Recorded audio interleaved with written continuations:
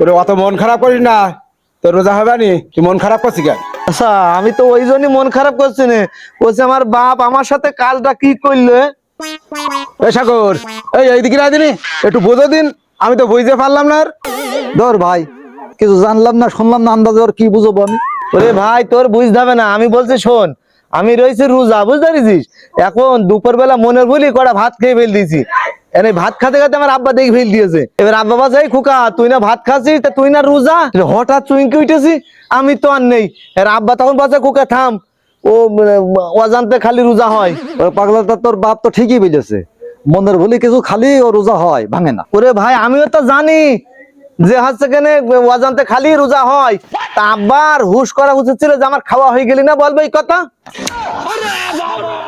এই শালা শালা, তুমি বুঝোনোর আর লোক পেলে না, আমার ডেকে নিয়ে এসো কেন?